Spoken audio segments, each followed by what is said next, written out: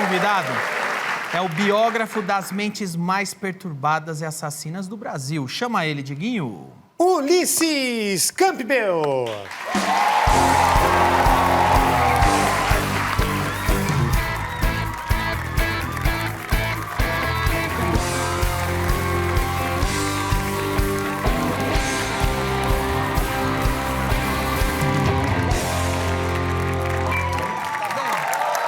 Tá bem?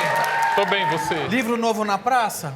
Já esteve aqui uma vez, foi legal nossa conversa, né? Foi legal. Não tinha plateia, agora tá com plateia, Agora tá com plateia. Quero dizer que, se puder ficar em pé, esse é o padrão de elegância que eu quero aqui no programa. Olha.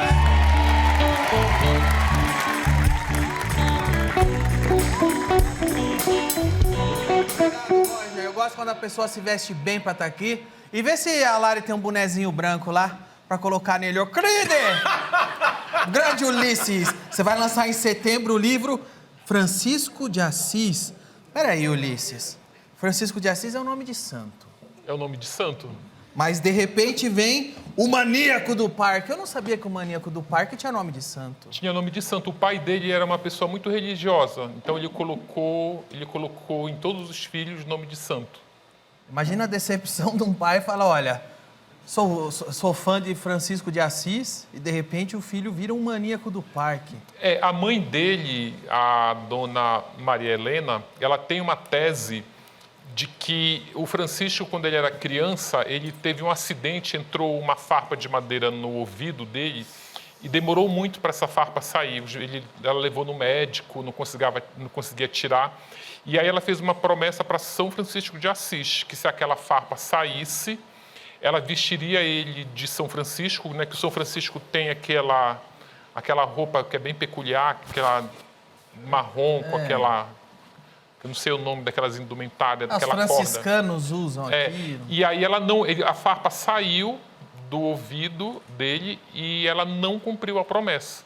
Então ela, como ela também é uma senhora muito religiosa, ela acredita também que ele pode ter se transformado no que ele se transformou por ela não ter cumprido a promessa. Ela acredita que ele sofreu uma maldição. Ela acredita que ele sofreu uma maldição que foi herdada do avô materno, do pai dela. Eu entendo que talvez Quer dizer, eu já não entendo que Deus mandaria uma maldição só porque você não cumpriu uma promessa.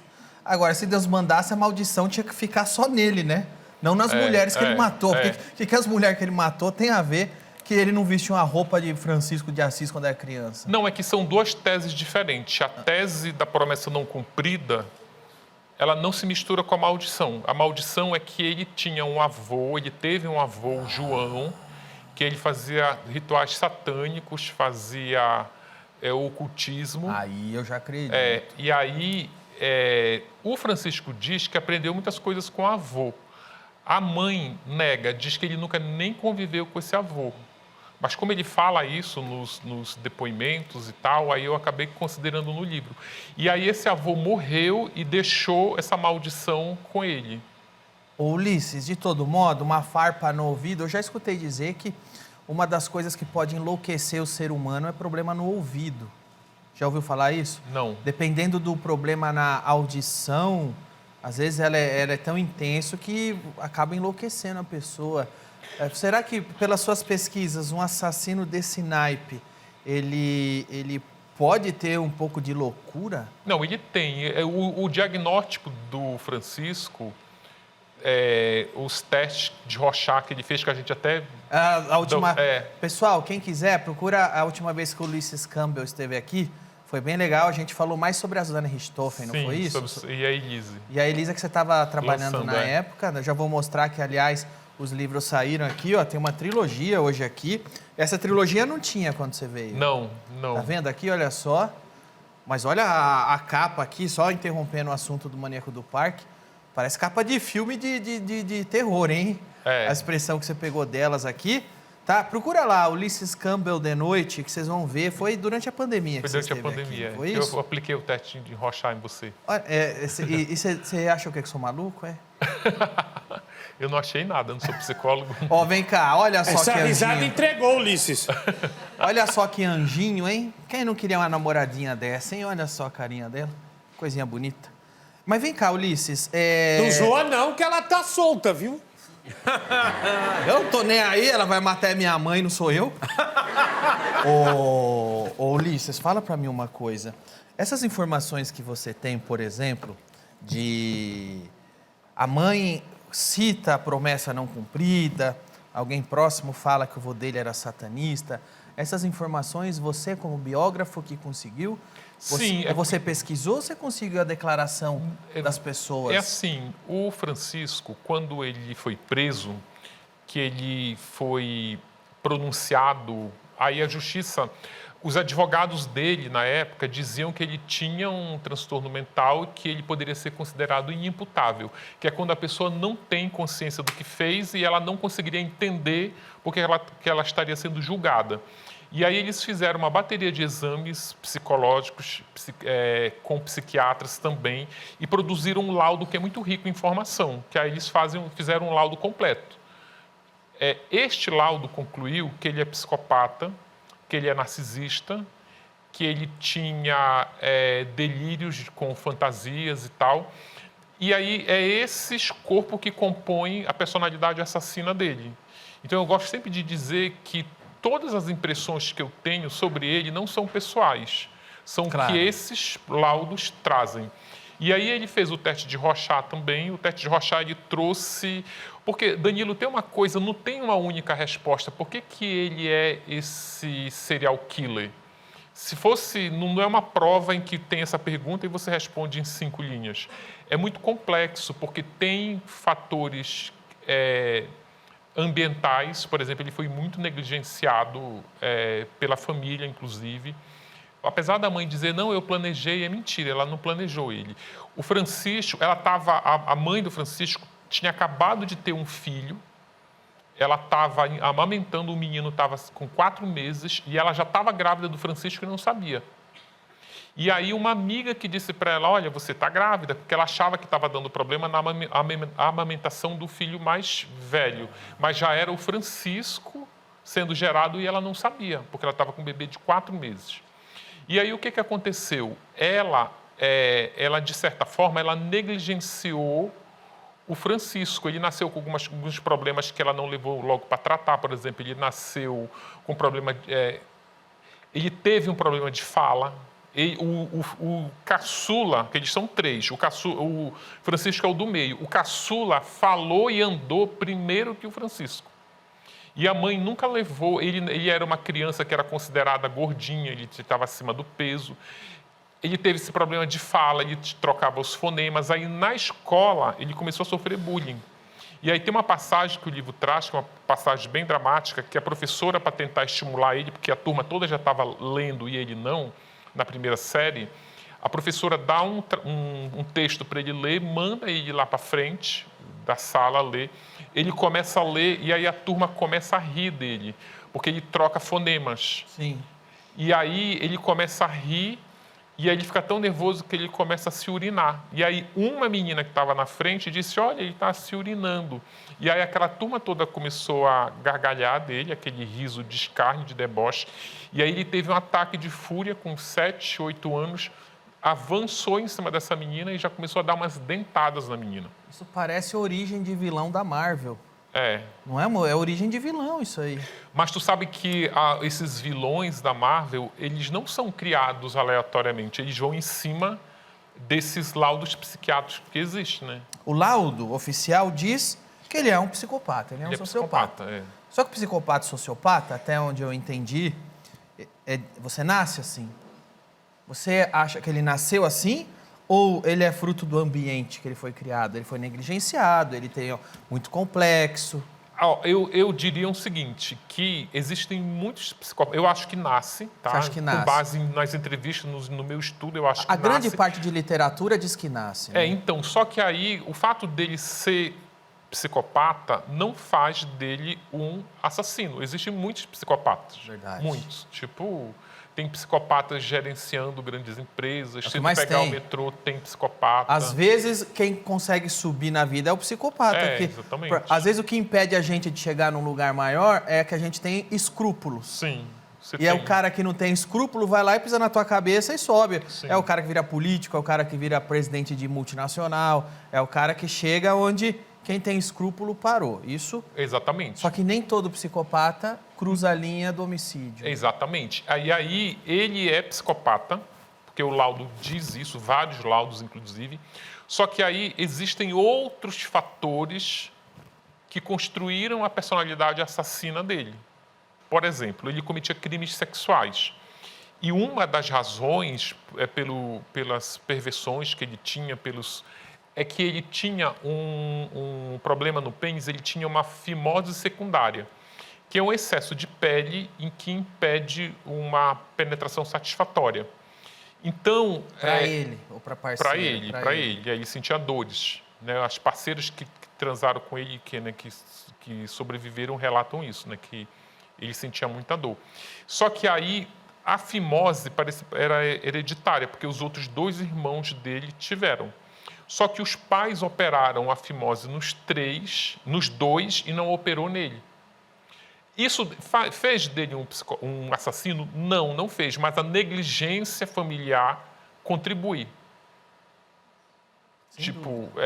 A forma como... Outra coisa... Chega a dar dó, hein? A mãe e o pai, eles são de São José do Rio Preto. Em algum momento da vida ali, a família inteira viajou de São José do Rio Preto para São Paulo para trabalhar. A mãe trouxe os 2 filhos, o mais novo e o mais velho, e não levou ele. Deixou ele com a avó, que é onde morava esse avô. Chega a dar dó, não? Eu não fico com dó, não, viu? Não, eu não tenho dó dele hoje, depois do que ele fez. Mas isola o fato. Vamos viajar, é uma criança, não chega a dar dó aqui? Ou você acha que pela criança já ser esquisita, já ser psicopata, os pais evitavam? Eu acho, Danilo, é um conjunto de coisas, sabe? Eu acho que é um conjunto de coisas, cada coisa contribui para... E algumas coisas que, se deixasse de acontecer, eu acho que ainda assim ele se tornaria um assassino. É como se a personalidade assassina fosse uma obra de muitos fatores. Entendi. Mas a psicopatia, ela é um elemento importante. Né? Ele tinha uma falta de empatia muito grande. A psicopatia é o que mais empurra você para cruzar a linha, mas não é. Sim. Um outro fato, por exemplo, que liga à infância dele. Ele conta que quando ele tinha entre 9 e 10 anos, uma tia materna abusou dele sexualmente. Essa tia seria, inclusive, garota de programa. E aí ela pediu para ele dar umas mordidas no seio dela, segundo o relato dele, porque ela nega. E aí você vê que aí ele tinha... era criança. E aí uma das características dele como serial killer era morder as vítimas. Uma informação foi instalada cedo demais. Exatamente. Em alguém. Tem uma das vítimas que ele deixa na floresta, no parque lá do estado, que é uma vítima que mais intrigou os legistas. Ele deixa, depois que ele matou a vítima, depois que ele matou a mulher, ele deixa ela de 4, e aí foi descoberto depois, inclusive na conversa que ele teve com os psicólogos dentro da penitenciária, que ele trabalhou no matadouro. Ele atuava no matadouro numa época em que o abate de gado era muito rudimentar, era feito com aquela marreta. Sim. Hoje em dia não, é uma pistola. Sim.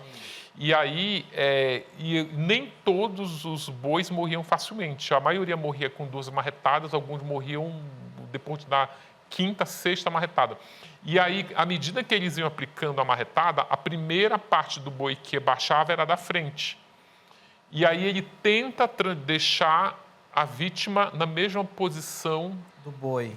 Do boi, exatamente. Que também, por si só, é uma posição sexual de submissão. É uma posição sexual. O rapaz que trabalhou com ele no matadouro, no Bordon, lá em São José do Rio Preto, fala que quando ele viu a primeira vez o boi nessa posição, né, que eles ficam com o traseiro assim, bem empinado para trás, que ele teria se excitado sexualmente. O já adolescente vendo aquilo. É uma loucura como não é só um caso de assassinato, é um caso de perversão sexual também. Sim. Eu escutei dizer que o maníaco do parque está indo na igreja. O maníaco do parque, eu fiz até uma entrevista com a mãe dele para o livro, uma entrevista bem grande.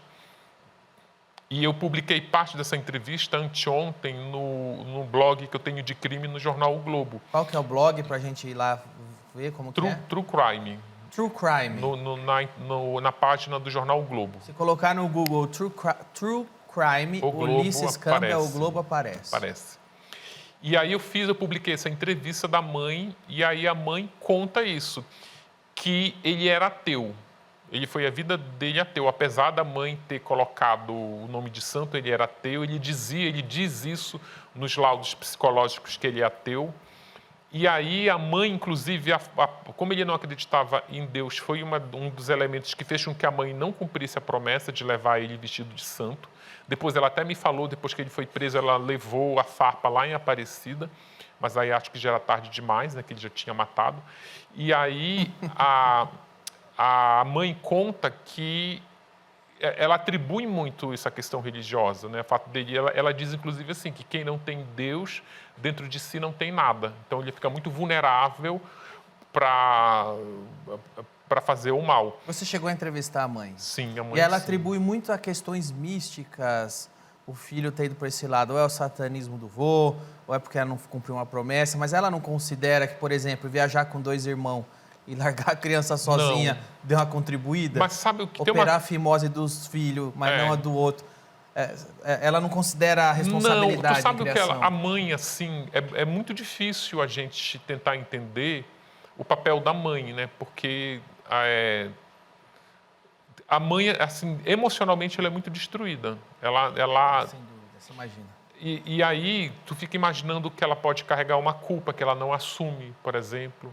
Ela fala que se ela soubesse que ele seria... Ela se diz tão surpreendida quanto todo mundo.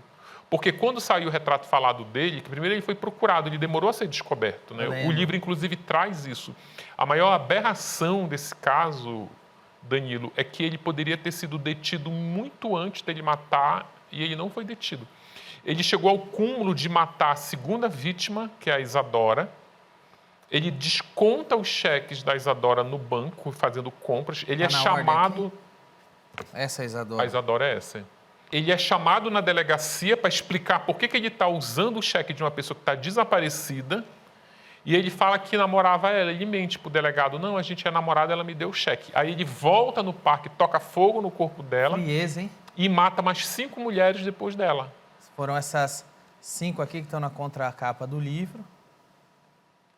O número é um mistério. Ele diz que matou... Aqui? 1, 2, 3, 4. São as 5 aqui. Ele matou 6. Na verdade, é assim, se perguntar quantas mulheres o maníaco matou, ele diz que matou 9. Ele diz que matou 9. Eles encontraram 9 corpos. Só que aí ele foi condenado por 6. 2 vítimas, que é a Michelle e a Elisângela, eles não conseguiram provar que foi ele que matou. E também tinham 2 ossadas que não conseguiram nem identificar. E a região onde ele levava essas mulheres era também um lugar de desova. Onde é o Parque do Estado? É o Parque do Estado. É zona norte? É lá, é lá onde fica o zoológico. Ele é tão grande que ele fica perto do Ipiranga, aqueles lados, se não me engano. Ele chama de... Na verdade, o nome dele é Fonte do Ipiranga. A gente popularmente chama de Parque do Estado. Ele é um bolsão verde que tem... Ele é tão grande que ele fica no limite de São Paulo, Diadema e São Bernardo do Campo. Eram bonitas as meninas. Agora, elas eram todas parecidas. Pode ver, elas tinham morenas, mas eram bonitas. Só que assim, como é que um pedaço de mau caminho desse seduzia essas mulheres aí no mato? Porque como que você vai resistir a uma belezinha dessa aqui, ó? Aqui. Então, aparece um pedaço de mau caminho desse aqui. Aparece um pedação desse aqui, olha só.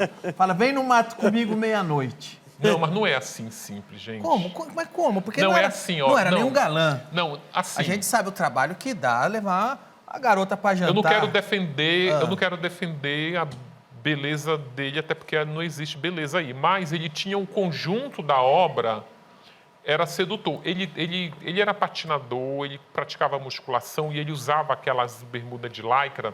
E aquilo chamava muita atenção das mulheres, porque ele tinha um corpo bonito e usava roupas muito colantes. A conversa tinha que ser muito boa também. Não, então, esse era um ponto, a sedução visual. Antes de eu sair de entrevistar qualquer pessoa, eu li o processo dele, o processo penal, que é um negócio gigante. E aí, numa das perguntas que o delegado faz para o Francisco, era isso. Ele fala desse jeito, Danilo, você é um homem feio. Que lábia você tinha para arrastar mulheres bonitas para o parque? Basicamente foi o que eu perguntei. Exatamente, agora. mas a resposta dele, na hora que eu li, eu achei uma balela, ele disse assim, olha, eu tenho um poder de identificar mulheres que estão com a autoestima baixa, eu identifico na rua, e aí eu ataco essas mulheres, eu abordo essas mulheres. Tanto que tem mulher que não foi para o parque. Você achou que é balela?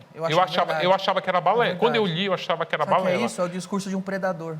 Só que aí, quando eu fui atrás das mulheres, quando eu fui atrás da história das vítimas, e aí eu vi que ele tinha total razão. Total. Por exemplo, uma das meninas... A postura. Uma das meninas que ele matou, que ele levou para o parque, foi facilmente. A mulher, ela estava noiva de um cara, e aí era na época que tinha aquele Messenger, lembra? Lembra, MSN. Que era só no computador, isso. MSN, exatamente. E aí o cara deixou logado, ela foi lá, mexer o computador de todo mundo, ela foi mexer, e aí ela abriu as mensagens do noivo com o amigo, o melhor amigo, e aí o melhor amigo estava dizendo assim para ele, tem certeza que tu vai casar? Por que tu não tenta? Espera mais um pouco, pode aparecer uma mulher melhor. E aí ele fala assim, eu sei porque você está falando isso, é porque a minha noiva é feia. Olha, ela é feia, mas ela é muito gente boa, ela é boa de cama, ela é agradável, a conversa dela é boa, ela é batalhadora. E a mulher leu isso. E aí, 3 dias depois, ela está andando, imagina como essa mulher não está, onde não está a autoestima dessa mulher, está destruída. Ele identificava visualmente? Ele diz que era a postura, elas geralmente andavam olhando para o chão com ombros arqueados. E aí ele chega para essa mulher e diz que ela é bonita. E aí, cara, se você... É fácil levar para o parque? Não, não é. Mas se você souber identificar quem aceita o teu convite com facilidade, aí é facílimo você levar. Não, que o psicopata é bom. Sim. O psicopata é bom. Sim. Você é bom em escrever, você é bom em escrever, em levantar a biografia, né? O Roger é bom em tocar guitarra, agora um psicopata é bom em identificar vítimas. Esse é o grande talento do psicopata. Tu sabe, tem uma coisa que é um paralelo que eu faço, é o seguinte, o Maníaco do Parque, os modus operandi dele, no geral, é parecido com o do Roger Abdelmaci e do João de Deus. O João de Deus, ele ficava naquele templo dele, as vítimas chegavam lá... Os oprimidos chegavam... Destruídas, porque estavam com problemas de saúde seríssimos. Ou seja, elas já estavam ali vulneráveis. Então, era muito fácil de predar aquelas vítimas. Porque aquelas mulheres estavam já... A mulher levava o pai doente, em estado terminal, e ele dizia, se você transar comigo, ele vai ficar bom. Tipo, óbvio que a mulher ia e transava, porque, como elas dizem, se eu não transasse, meu pai morresse, eu me sentia até culpado. Será que se eu tivesse transado com ele, meu pai não teria sobrevivido? O Roger Abdelmaci também. O Roger Abdelmaci, por exemplo, as mulheres já tinham ido em todos os lugares loucas para engravidar, não conseguiam, chegavam lá com uma última alternativa e elas estavam abaladas psicologicamente, porque... Tinha casos de maridos que estavam querendo terminar o relacionamento porque a esposa não conseguia engravidar e a mulher canalizava o desejo de engravidar para a vida dar certo e ia lá e topava tudo. O tipo de verme, hein? Você vai pegar a pessoa no seu pior estágio de fragilidade, hein? Sim.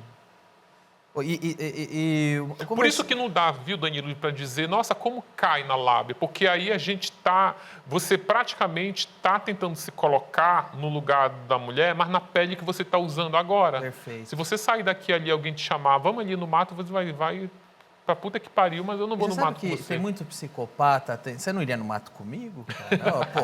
Olha, pensa bem, Ulisses, pensa bem aqui, que é isso, olha aqui. Por favor, você...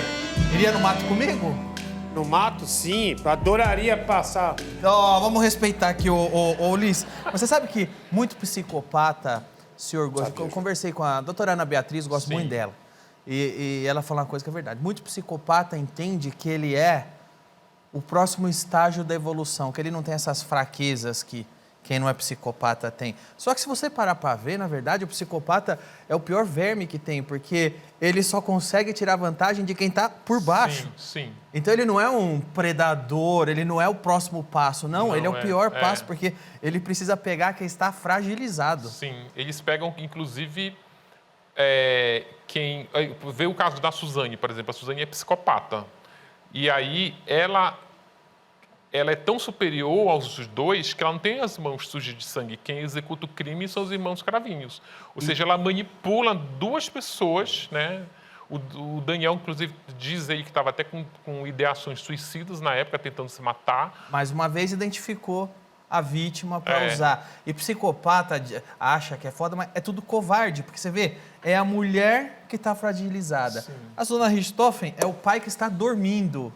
São pessoas dormindo, que não vão reagir, né? Então você vê que realmente é o fundo do poço. Mas é bom deixar também uma coisa bem clara, que o maníaco do parque, ele matou essas mulheres, é um número expressivo de mulher. Ele levou muitas outras para o parque, ele não matou, mas ele cometeu crimes com essas mulheres. Mas por que ele escolheu matar umas, outras não? Qual que era o padrão? Ele tem o maníaco, é difícil de entender. Ele tinha um padrão de vítima? Tinha. Qual que era? O lance é o seguinte, o maníaco é uma das mentes mais perturbadas dessas que eu já pesquisei até agora. O maníaco, segundo os psiquiatras e os psicólogos que tiveram contato com ele, isso não é uma tese minha, é uma tese deles, confirmada pelo Francisco, inclusive, ele conta que, no fundo, o sonho dele era ser uma mulher. Como ele não conseguia ser uma mulher, ele passou a matar as mulheres que ele não conseguiu ser, porque ele idealizou o tipo de mulher que ele queria ser. Ele queria ser uma mulher branca, uma mulher baixinha, nas palavras dele, uma mulher com as ancas grandes e o cabelo cacheado. Tu pode olhar aí que é praticamente quase o perfil de todas elas. Ele queria ser esta mulher. Algumas dessas mulheres que ele levou para lá, que ele não matou, ele pedia para usar a roupa dela, por exemplo. Na hora que eles estavam, que eles iam começar a transar, que eles tiravam a roupa para transar, em vez dele transar, ele pegava a roupa delas e se vestia com as roupas de mulher. E aí ele fala textualmente, eu queria ser uma mulher, para a psicóloga dentro da penitenciária. Ele falava para as mulheres, tira a calcinha, mas era para ele vestir. Para ele vestir. Eu não tenho relato de calcinha, não. Ele tem relatos que ele vestiu um maiô e blusas femininas. Que bagunça a cabeça, hein? Então o padrão dele é esse era o critério dele. Ele ainda tinha esse filtro, ele precisava que a mulher fosse uma presa fácil, que ela tivesse ali com a autoestima destruída, e ainda tinha que ser... Que ele se enxergasse nela, essa mulher eu conseguiria ser. Sim. Como que ele estava, como ele está? Tem aí para comparar? Como que ele... Eu lembro dele quando tinha uns 18... ele é esse aí. Se eu ver ele na rua hoje, eu não reconheço. Ele Por que ele usava a camiseta do Ribamar, do Sai de Baixo? Isso eu nunca entendi. Agora, hoje ele Isso tá diferente. De um hockey, é de um time de hockey. Né? Agora, ali, ele hoje em dia, eu não reconheço. Porque se esse cara da esquerda me chamar pro mato, eu saio fora, faço o maníaco do parque. Agora vem o da direita aí. Ele tá quase com 60 anos, né? Ele tá 30 anos preso, ele engordou, os dentes dele caíram todos, ele tá sem dente. Ele já tinha uma doença que estava esfarelando os dentes dele. Osteoporose? Não, eu esqueci agora, no livro tá. Mas a lenda que estuprador na cadeia não vive muito para contar a história. Só que aqui em São Paulo, o sistema penitenciário, ele consegue alocar nas penitenciárias quem tem o mesmo tipo de crime, ou seja, quem estuprador todo mundo junto, quem tem um perfil de que não vai sobreviver na cadeia, fica junto. Tá. Então, se ele colocar na cela só estupradores, eles não vão se matar, né? Qual que é Você tem relato do comportamento dele na cadeia? Então, a primeira cadeia que ele foi para a casa de custódia, porque tinha essa possibilidade dele ser inimputável, ou seja, dele ter um transtorno mental em que ele não fosse condenado, ele passaria a ficar numa casa de custódia que nem o Vampiro de Niterói, por exemplo. E aí, só que ele fez os exames, ele deu semi-imputável, ou seja, ele não é tão... ele não tem transtornos tão fortes como imaginavam. E aí, ele foi para a cadeia, ficou na mesma galeria do Pedrinho Matador. E o Pedrinho Matador tentou assassinar ele dentro da cadeia, só que não conseguiu. Diz que o maníaco do parque deu até uma cuspida na cara dele. O Pedrinho Matador, qual que era o perfil? Ele era justiceiro? ele era um homicida, ele era um assaltante. Ele matou, tem caso de latrocínio, ele matou... A lenda dele começa porque ele matou um cara dentro da cadeia, porque ele, numa disputa de poder, ele matou esse cara, só que ele espalhou que ele matou o cara porque o cara tinha matado uma mulher. E aí, então, ele já virou assim, nossa, matou o cara que matou uma mulher, então ele já começou a ter um certo respeito dentro da cadeia, como um justiceiro. E aí teve uma rebelião, ele matou mais um, e aí ele começou a contar uma história que todo mundo acreditou, mas é que é mó balela que o livro desmente todas essas histórias.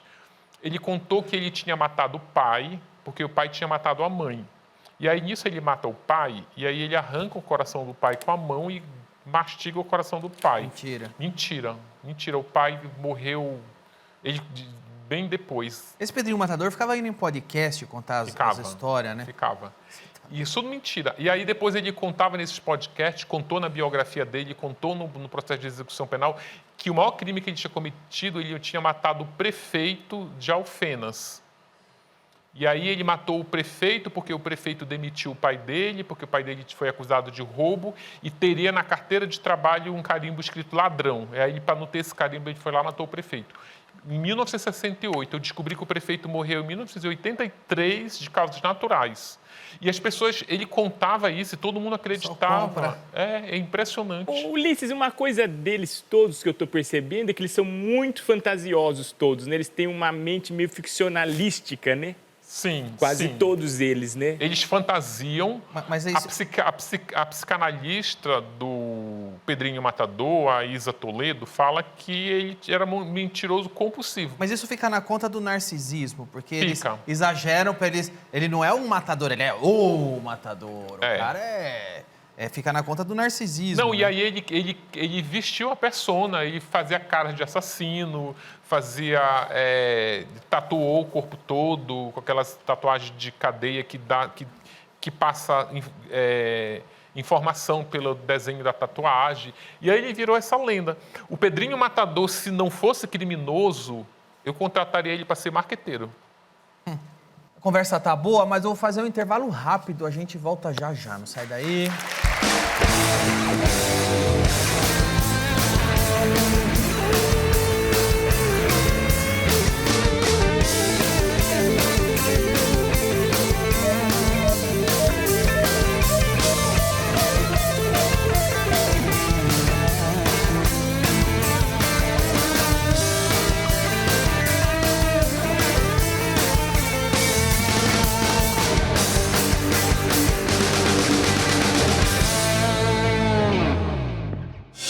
Aqui a arma de verdade, eu quero que tu dê um tiro naquele cara de azul ali, ó. Acho que tu consegue.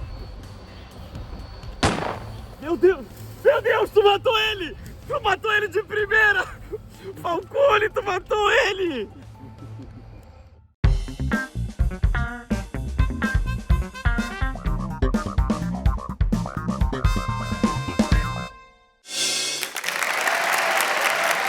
Estamos de volta com Ulisses Campbell.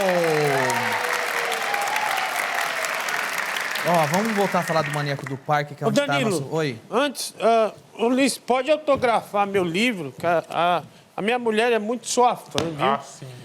Ela tem um martelo e um machado. Meio da entrevista, meu, no meio. Como que é o nome da tua mulher? Raquel. Raquel? É verdade isso. É Raquel com Q? Ela com CH? assiste todos os podcasts, onde Então, ele tá. Peraí, então, desculpa, Ulisses, vai ter que autografar. Vou dar a trilogia pra mulher dele aqui. Ah, é? É. Tá, então tem que autógrafo aí, né? Isso, Aí você fica isso. com isso. Boa. Eu espero aqui, bebê. Eu queria aproveitar e passar a seguinte informação. Essa Manda. trilogia, ela contém os 3 livros atualizados, porque tem a versão não atualizada. E aí começou a vender separadamente esse aqui.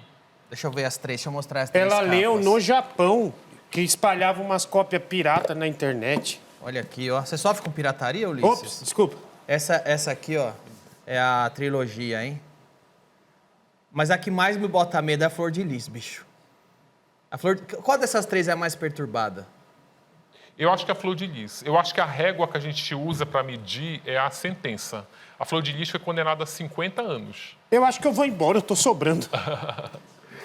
A Suzane é 30 e a Elisa é 16. Ou seja, tu pode usar essa régua, né? Tá doido. Mas é a mais afinada das três. É o A Flor quê? de Lis, ela A canta Flor de muito Lis é a bem. mais afinada das três. É a mais afinada. Você é. tá louco ali, bicho. A Flor de Lis é quase é quase um estado paralelo ela criou ali no lugar dela, no sítio dela, na família dela. A Flor de Lis, ela é muito o João de Deus de saia, né? Porque ela usa a religião como... Ela escolhe a religião como nicho para cometer crime, que é um lugar que é muito fácil você... a forma como ela arrecadava na igreja, ela tinha aquele ministério lá, Cidade do Fogo. A forma como ela arrecadava dinheiro era uma forma criminosa. O marido dela também, usando o trocadilho, não era fluxo-cheiraça, ele era criminoso, ele lavava... Você viver bons anos ao lado de uma pessoa assim... Ele era um abusador sexual. Eu diria que a Flor de Lis, ela não matou qualquer um. Ela matou ali um cara que o marido dela era um verme. O cara abusava sexualmente das meninas que ele dizia que era pai. Ele levava pastores de outras igrejas para abusar dos rapazes que moravam na casa. Ele tem na conta dele... Quer dizer, suspeita. Isso é relato de quem estava lá? Relato de quem estava lá. Tem uma história de que ele contratou uma garota de programa, uma travesti, e aí ele não pagou essa travesti, aí a travesti descobriu que ele era famoso, né, porque era um pastor famoso, ele foi cobrar ela foi cobrar ele na casa da Flor de Lis, estava tendo uma reunião de outros pastores, a travesti invadiu dizendo que queria que ele pagasse o programa.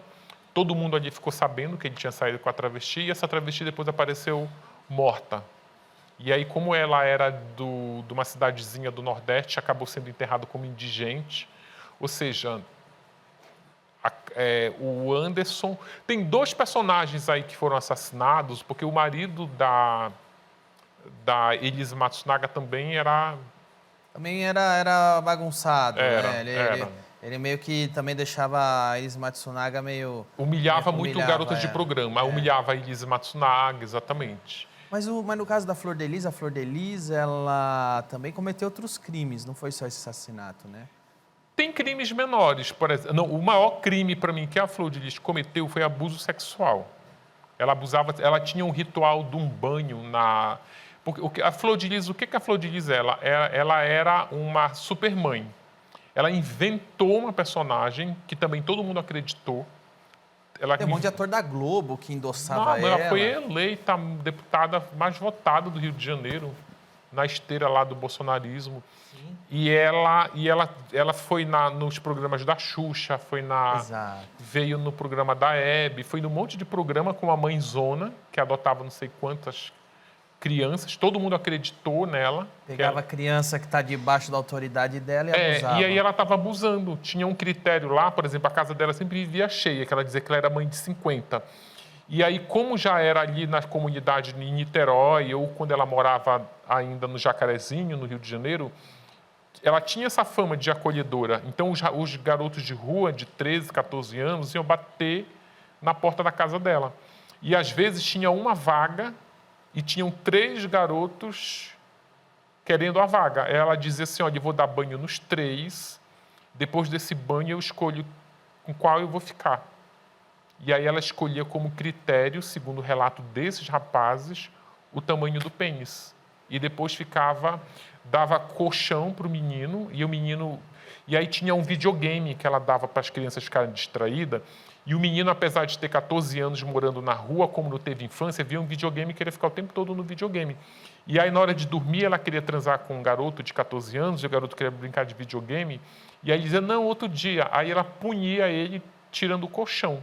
Aí o garoto tinha que dormir sentado na cadeira da mesa, ou tinha que dormir no chão. Aí, quando ele ficava com muita dor na coluna, ele dizia lá, não, mãe Flor, agora eu vou dormir com a senhora. E acabava indo dormir na cama macia dela por conta desse tipo de coação.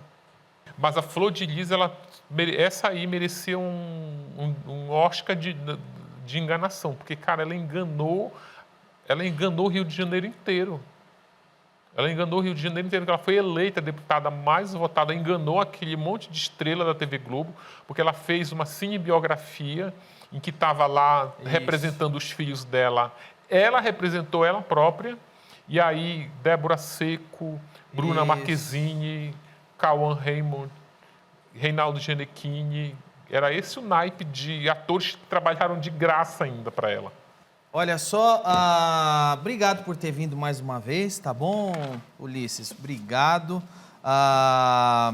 Acompanha o trabalho do Ulisses na coluna do site O Globo. Lembrando, o livro Flor de Lis, A Pastora do Diabo, bom nome, já está disponível, né? Esse livro já está disponível. Sim. E esse livro aqui... Lançamento 11 de setembro. 11 de setembro, hein? Na Bienal. 11 de setembro é para demolir tudo, hein? É uma data boa, bem escolhida. Obrigado. E vai virar série? Tem a série?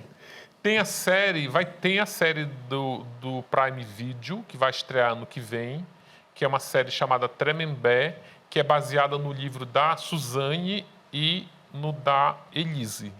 Tá certo. Obrigado, foi um prazer, tá bom? Obrigado. A vocês, obrigado pela... Pode ficar aqui. Obrigado pela audiência. Obrigado por sempre acompanhar as conversas que acontecem nesse programa. Continue com a programação do SBT. Valeu.